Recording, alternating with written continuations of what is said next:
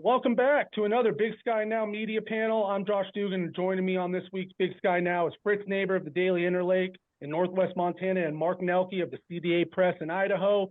Let's get this thing started. We'll get going with our performance of the week, coming up on another exciting weekend of Big Sky play. Had a top 5 matchup with Sac State, Montana State, some other great games. So, Mark, why don't we get started with your performance of the week, and then we'll just kind of roll through this thing. Yeah, obviously, Montana State, that was a big win down at Sac State.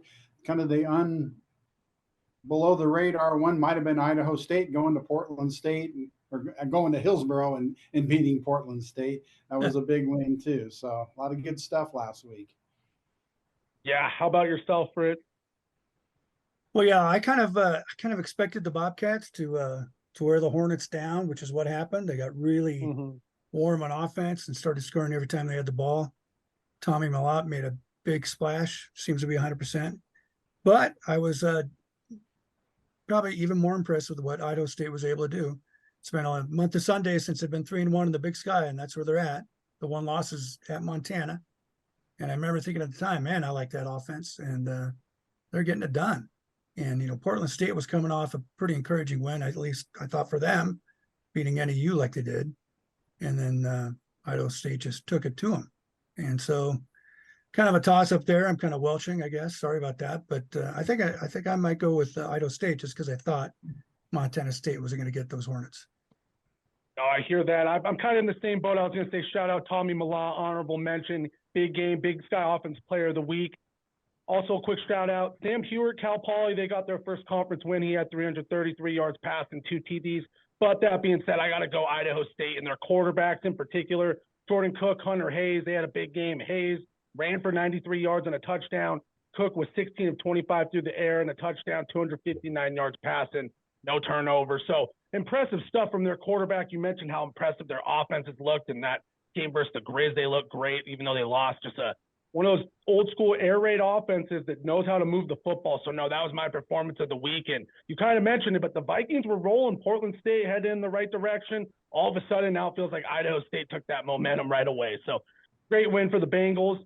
Did want to get your guys' reaction to that Montana State at Sac State game. Just any takeaways there? Why don't we start it with you, Fritz, and we'll get to Mark. Well, Sac State's still good, and I think we'll see just how good in a couple of weeks when they come up and play the Grizz. But they're up 7-0. They got a special teams turnover. Things are looking pretty good for them. They were up 7-0. They threw a pick 6, but then they still got ahead 14-7. And then the wheels kind of came off, or rather, the Bobcats just found that gear, which they've been able to do all year. I guess maybe after we worked my MVP race because Sean Chambers was so good. But man, Malott looked like the real deal again. And Chambers kind of played the secondary role. Still got 60 yards on 6 carries. But Malott was just unreal. Just so quick, making good decisions, quick decisions, and then nobody can catch him. So a couple of touchdowns running and another throwing, I think. And just pretty workmanlike for the Bobcats. I think they would rather have won by more than 12, but Hornets are still good, and the Bobcats are still the real deal. Yeah, no, very impressive stuff from Montana State. After kind of a slow start, it felt like all of a sudden they just took the momentum and ran with it. But how about yourself, Mark, reaction to that top 5 battle, ESPN2 nationally televised game? That was a fun one. Yeah, I mean, they were favored and they won and they were supposed to, but still impressive road win at a really good team. And both quarterbacks, Malott doing what he did and Chambers, helping out too. It's usually they say if you have 2 quarterbacks, you have no quarterbacks, but Montana State, that's a little different. That's dangerous. I mean, people look at, Malott's out. We got a shot at Montana State, and that isn't the case. And, I'm curious to see what Idaho has in store for them this week. But, impressive road win. Give them their props. Yeah, no, impressive road win for sure. Like I said, top 5 battle. My biggest takeaway from that kind of was Sac State, like Fritz said, still very good, talented, but I will say very raw talent. Felt like they have the talent on the edge. They had the speed, but they make a mistake, a turnover here and there, a couple bad penalties. So it just felt like they're a very raw team who, when they put it together, could they make a playoff run? Yeah, but right now maybe a little step back from the last couple of years when they've been a lot more polished under Troy Taylor. But as for Montana State, racked up 300 yards rushing once again. That's the 5th straight game, nearly unstoppable. And it really stood out to me, just you kind of mentioned Chambers and Malott and that duo. It makes you really take into account how dynamic that offense is. It feels like every play has 3 to 4 options. Malott or Chambers can run it, pass it. They got a guy in motion, jet sweep, whatever it may be. They're always keeping defensive opponents guessing. So just an impressive win, and that play action attack was looking good. They didn't throw the ball a ton, but when they did, had a lot of space to operate. So just a impressive win. We'll definitely get back to that Vandals Bobcats matchup in a little. I did want to get your guys' thoughts. Start with Fritz here on the kind of just the Big Sky being featured back-to-back weekends on ESPN2 for the nightcap, just what it means for the conference as a whole. Yeah, I think it's a really cool deal, and it's too bad they're not doing it again this week because the Cats are going to be in Moscow for another great game. I expect that to be an excellent game, and it's very cool. The first weekend when Montana was over there, the Grizz were over there scoring their little upset. I guess it's still an upset. Idaho keeps getting ranked ahead of them. Or did they? No, or am I just thinking of what our guy from Stats Reform, Craig Haley, he keeps ranking Idaho ahead of them. Maybe that's what I'm thinking of. Anyway, that was the only game gone that Saturday night. That was it. Last weekend, there was a little bit of competition, so they probably didn't get quite the ratings, but man, just having basically a captive audience on ESPN2 and saying, here's a little Big Sky football after dark, some really good players. Maybe you'll see the next Cooper Kupp. That's who I compare Hayden Hatton to. He's a really good player, and enjoy. I enjoyed it. No, it was awesome, no doubt about it. How about yourself, Mark? Just thoughts on what it means for the conference and the athletes, the coaches, just as a whole. Yeah, I mean, with the Pac-12 becoming the Pac-2 next year, there's the chance for a window being there. Whether ESPN is going to need some more programming, Saturday night at 7:30, and maybe get a couple more Big Sky games on there. I don't think you want to force too many down people's throats, but I mean, there's a few more matchups that would be good in prime time. I don't think we're going to get Northern Colorado and Cal Poly or something like that on there, but there's a couple more. I think that's a chance for the Big Sky to kind of get this little window and get seen by a national audience. Yeah, definitely. Just great exposure overall for the conference and shines the light on just the high level of play. One of the premier FCS conferences. One of those things, if you love college football, doesn't really matter what division, this and that. If it's a good game, you're going to watch it. It feels like when the product's right, like Fritz mentioned, that Montana State Idaho this week would have been a perfect matchup on prime time. You think of the Brawl of the Wild later this year. So, no, you got to love it. And I kind of thought earlier, a lot of the times football and business, they don't always mix, sports and the big business. This one makes a lot of sense for everyone. So just a win for the conference. Like you said, maybe ESPN2 fills a little more programming, kind of a good move for everyone. So I got to love that. I did want to move along and ask you guys the kind of we're a little past the midway point in the season, and we got Weber State sitting at 1-4 in conference play, and then Idaho State tied for second in conference play at 3-1 overall. So I did want to ask, what's the bigger surprise there? Kind of the slow start from Weber State and their struggles, or Idaho State's hot start in conference play, I should mention. If you want to get it going, Mark. Yeah, my answer would be yes. I was looking at that thing. What's a bigger surprise? I mean, they're both almost equally surprising. And it's like, I mean, Weber State having a down year, and Idaho State having a really good year. It's kind of equal parts surprising. It's nice for Idaho State because they've been down perennially, and so to see them doing well is good for them and good for the region anyway. Yeah, no wrong answer on that one. How about you, Fritz? I think I give the edge to Idaho State just because they've been down so long. First-year coach. It's a surprise just because Weber State has a first-year coach, but they were so good last 4 years, and they changed coaches. Their coach leaves for an assistant's job at BYU, and you think, well, they'll just move up somebody from within, or they'll find somebody good and keep it going, and they haven't been able to keep it going. That's pretty surprising. But it's even more surprising when a first-year coach comes in to a place like Pocatello that just hasn't really had a real good, solid winning season since Larry Lewis, and has picked up 3 Big Sky wins. It's impressive. More impressed and surprised by that. Yeah, no, well said. And I am leaning a little bit towards Weber State on this one. Just the fact 1-4 in conference play after entering the season, number 13 and number 10 in the 2 respective polls. You picture a top 25 team, at least being 500 in conference play, and they just have looked flat. They haven't looked like themselves. You mentioned first-year coaches.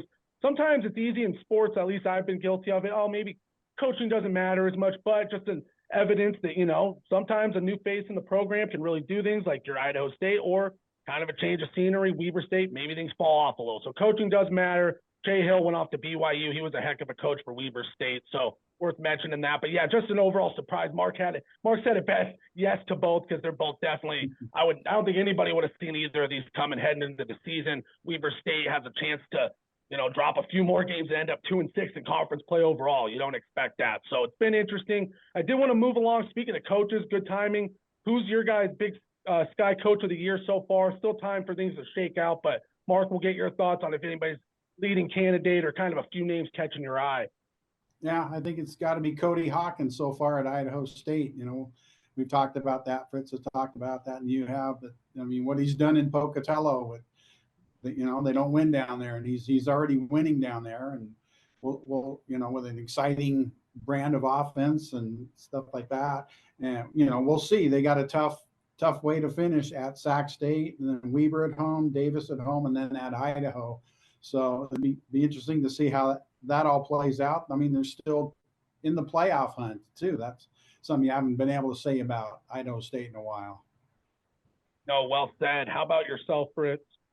Well, I think Cody Hawkins has done the most impressive job. But sometimes that doesn't matter. I think I'm not really sure how it goes every year, but it seems like it goes to the victor go the spoils. So, Brent Vigen's done a heck of a job. I think he had to replace a O-line coach, and their O-line has been fantastic. Bobby Houck is 6-1. So you have your usual suspects, but Cody, I think, has been the most impressive. But will he be coach of the year? I don't know, because I'm not sure it always works out that way. But good. No, that's very true. And I thought the same thing. Where Montana State, it's hard to pass them up. Great, as you mentioned, what job they've done after a slow start. Even Coach Eck and the Vandals, they've been unreal at times. So a lot of names there. I do lean towards Coach Hawkins as well. They went 1-10 last year, 1-7 in conference play. They're 3-1 in conference play right now. And Mark kind of mentioned they do have a little bit of a gauntlet down the stretch. They'll be tested, but it's worth mentioning their air raid offense leads the conference in yards by over 300 yards total, second in the Big Sky in passing touchdowns. So just a total rejuvenation for the program. Coach Hawkins has done an unreal job, and I've mentioned it a few times throughout the year, but just schematically, the guy's ahead of the game a little bit. He's just one of those guys who gets offense, former quarterback, son of a coach, and it shows often. But like Mark mentioned, we'll see this week for Sac State. That's going to be a real test. If they can compete with Sac State, I think that'll prove a lot about how far they've come. And one thing worth mentioning, just a shout out, the FCS Media Top 25. I was shocked to see Idaho State no votes, but Eastern Washington and Weber State still got votes. So that one I had to just give it a shout out on the show. I think Idaho State's playing themselves into the top 25 combo at least. Maybe they're not there, but I think they deserve a nod over Weber and probably even Eastern Washington. But no, good stuff, guys. I did want to ask, this is kind of a fun one, just something different. Talk about a little bit of Big Sky products who moved on to the NFL and just kind of give your guys top 5 Big Sky players in the league. Last week I saw Rashid Shaheed have a pretty solid game for New Orleans Saints. That kind of inspired this, got me thinking. So, Mark, if you want to kick it off, or it doesn't have to be in order, but if you just wanted to throw out a few players out there currently making waves in the NFL. And I did mention, other than Cooper Kupp, for the sake, I think Cooper Kupp would be an easy choice for all of our lists, no doubt, probably the top spot. But if you want to kick it off, Mark, and we'll get to Fritz. Yeah, a few of the ones I kind of threw together, a couple from Eastern, Kendrick Bourne and Samson Ebicom, Troy Anderson, obviously the Falcons, Caden Ellis of Idaho at the Falcons, Daniel Whalen, the punter for the Packers, were the 5 that I kind of circled off the list that I saw people that were in the league. I watched, I'm a 49er fan, so I was happy when we had Kendrick Bourne. He did a good job down there, but he was kind of like the third receiver, and I don't know that he he wanted to go somewhere else where he could be a little, showcased a little bit more. And he's not with us anymore. And then we had Ebicom for a year after he'd had a great year with the Rams, and he, of course, didn't have that kind of year with us. So it was kind of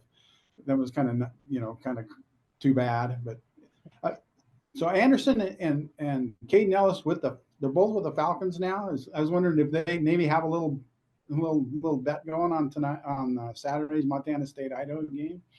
So you know they probably do. That's Big Sky rivals right there coming into a big week. No, that's a fun one right there. And just kind of an interesting list. A lot of Big Sky products making their names in the league right now, and great level of play right now in the conference. So more to come in the next few years. But Fritz, how about you? Any names jump out at you? I know it's kind of going to be repetitive, but worth just discussing and having fun with it. Well, I kind of had to cheat, but I guess I'd have to go, after Cooper Kupp. I'd probably have to go with Alex Singleton, who's playing for the Broncos, making a few tackles for the Broncos. Missed a couple the other night, but they still won. He's from the Bobcats. I think Lance McCutcheon is back on the reserve. I was kind of cheating, and there's a lot of guys on not reserve, but the practice squad. One guy that shows up in the practice squad is our old friend from Eastern, Taiwan Jones, with the Giants. I see, which I love that guy. Man, he was fast. Probably still is fast. So I guess after Alex, I would probably have to go with Samari Turi, who's still on the depth chart for the Packers. Dylan Cook is on the 53-man for the Steelers. He's from the Grizz. So the last two are Grizz.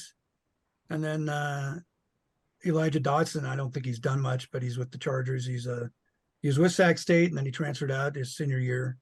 And then again, it gets kind of tough for me. I just I'm just not sure where I can go from there, because most of these guys are practice squad guys. I guess I can go with Rashid, since he got some reps, as they say, with the Saints. Weaver State Flash, who was a great kick returner, and Big Sky has plenty of those. Seems like every year, and he's one of the best they've ever had. So I'll stop there. Yeah, and shout out another record-setting return man, Malik Flowers. I believe he caught on with the Raiders practice squad as well, so he's trying to hang his hat there. List, I kind of. Oh, sorry, what was that? Well, I was going to say I should mention Mapu, because he starts for the Patriots at linebacker. So Sacramento State guy who he shocked me when he was named Defensive Player of the Year in the Big Sky last year. But I guess we know why, because he's starting for the Patriots this year. Right, so. There you go. The proof is in the pudding, as they say. I got to go Shahid as well. He kind of topped my list right now. Maybe not the most complete resume, but I was watching Thursday Night Football. Like I said, kind of inspired this. And Herb Street's going, he might be one of the fastest players in the league. And I'm thinking, man, there's some real talent coming out of the Big Sky. Like Fritz mentioned, he was a legendary return man for Weaver State. A lot of great return man. But he's making his presence felt on offense a little more. Big-time potential, still unlocking the tools. Alex Singleton, of course, a name to mention. Last year, had that game with 19 solo tackles, tied for the second most in a single game in NFL history. So that's making some noise right there. Like Mark mentioned, Kendrick Bourne's on my list as well, a guy who kind of having a breakout year for the Patriots. All of a sudden, he's had some solid seasons, but all of a sudden, he's one of the top guys for Mac Jones. Kind of a dismal offense, don't get me wrong, but he's on pace for career highs across the board. Another wide receiver out of Eastern Washington, and you do got to love a Taiwan Jones shout out. I can always think of watching Colin Cowherd. He always had to give an Eastern Washington Taiwan Jones shout out. So no, very familiar with his game. Another guy popped up for me who I didn't know he went to Weaver State until I was watching the primetime matchup a couple weeks ago, but Teron Johnson of the Buffalo Bills, tackling machine, 6th season in the NFL. And if you watch that Bills-Giants primetime matchup, he broke up the controversial holding call at the end of the game against Darren Waller, bodied him up one-on-one. Could have been a hold, but got away with it. And just another guy who's representing the conference well. And last up, Mark mentioned him. I got to go Caden Ellis as well. Big Sky product, been a tackling machine. 70. He's on pace for over 100 tackles this year. Last year, he had 7 sacks and 78 tackles. Just heck of a player. Honorable mention. We all kind of mentioned him a little, but Troy Anderson, I think he is dealing with some injuries, or he probably cracks the list, but based off potential and talent alone, definitely a name to watch moving forward. And when he's healthy, just a playmaker around the football. So, hey, and shout out Cooper Kupp, who's probably the top dog in the league right now, but that would have been a little bit too easy for all of us. He's back healthy, making plays, so gotta love that. But let's move into some predictions for this week, kind of our game of the week, you could say. Number 2, Montana State at number 8, Idaho. 1 p.m. kickoff, big game at the Kibbie Dome. Mark, your thoughts on this one to start it out? Yeah, well, I mean, Idaho coming off a bye, and that was a good time for them because they were kind of dinged up, and so that they'll get them healed up. And I think now they kind of got the nerves and of playing a big game out of their system, and I think they'll play a lot better from the start this week against Montana State. I mean, watch Montana State last week. They're really good. They got those 2 quarterbacks, got a good defense, and they're good everywhere. I think Idaho's going to move the ball on them a little bit, and we'll see. Maybe we'll see who can stop who. Yeah, I'm expecting some fireworks in that one for sure. How about you, Fritz? Yeah, I think I would probably pick the Cats, even though Idaho State's, as Coach Eck just said this week in his press conference, hopefully they got the big game jitters out of the way. That seemed to they loved having the big crowd, but it seemed to affect them more than the Grizzlies, at least in the first half. I think you'll see more up tempo from Idaho because it worked so well against the Grizz. But I still have to think the Bobcats will find a way. Yeah, I'm leaning towards the Cats in this one as well. I think my biggest thing for the Vandals is how do they start? They started slow versus the Grizz. Grizzlies kind of had a little bit of a cushion and then got comfortable.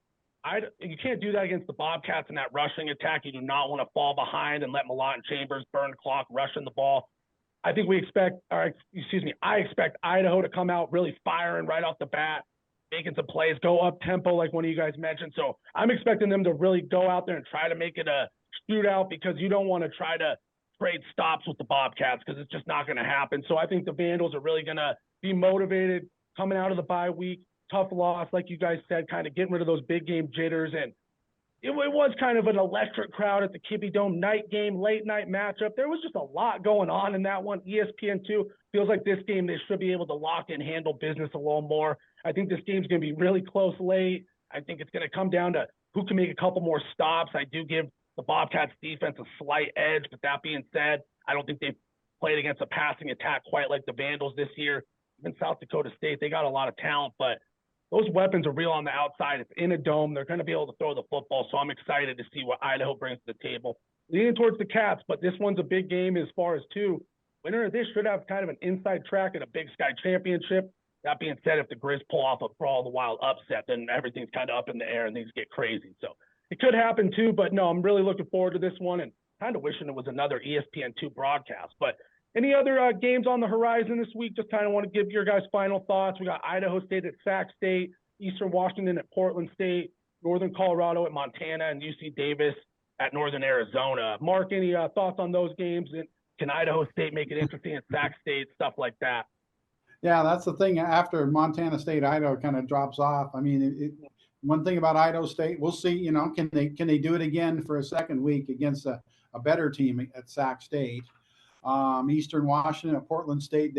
Eastern is generally own Portland State, even though Portland State's having a pretty good year here. But Eastern still got something to play for. Northern Colorado at Montana. And then let's see, UC Davis at NAU. Yeah. So anyway, I was going to ask you guys. You were talking about ESPN night games in the Big Sky. What do you think a Brawl of the Wild game would be like on ESPN2 at 8:30 p.m. Mountain Time? Oh man, that'd be electric. I'll let Fritz start out with that one, the go-to Grizz guy, but definitely be electric. Well, since Mark, since we're both print guys, I don't want to see that. I like the noon start. Give me time to write about it. Maybe have an adult beverage afterwards. I was going to go to that game in Moscow, that Grizz game in Moscow, and then I just couldn't justify it because it started so late and was going to end so late. And it was bad enough that the Grizz played Eastern at I believe it was a 6:00 kickoff a couple years ago, and then Eastern threw the ball 80 times. The third quarter took over an hour and a half to play, just the third quarter. So me being the football purist, meaning I'm a print journalist still, I'd rather have a day game. Yeah, I was going to say from the write it up standpoint, covering it, I hear that. From the fan perspective or thinking of how Washington Grizzly Stadium would be at night, prime time, national televised game, that stadium would be going absolutely nuts. I'm sure those fans would go absolutely buck wild. So that would be a fun environment for sure. But yeah, it would be a lot of chaos as well. So kind of a crazy matchup. No, I like that as well. And just this, it's going to be a fun weekend this weekend. I'm excited to see how Idaho State kind of up a level in competition. I think their offense can hang with anybody, but Sac State give them the edge just based off their history and type of talent they have on that team. But all of a sudden, that's a game earlier in the year we would have never even been talking about. It's kind of an interesting one. And just really looking forward to another fun weekend of Big Sky action. If there's anything else you guys want to throw out there, if not, great stuff as always. I'm good to go. Oh, yeah. No, thank you for it. Thank you, Mark. Always appreciate you guys. That'll do it for this week's Big Sky Now media panel. Thanks to everyone for checking out the show. And thank you again to you guys for taking the time to jump on here and talk some Big Sky.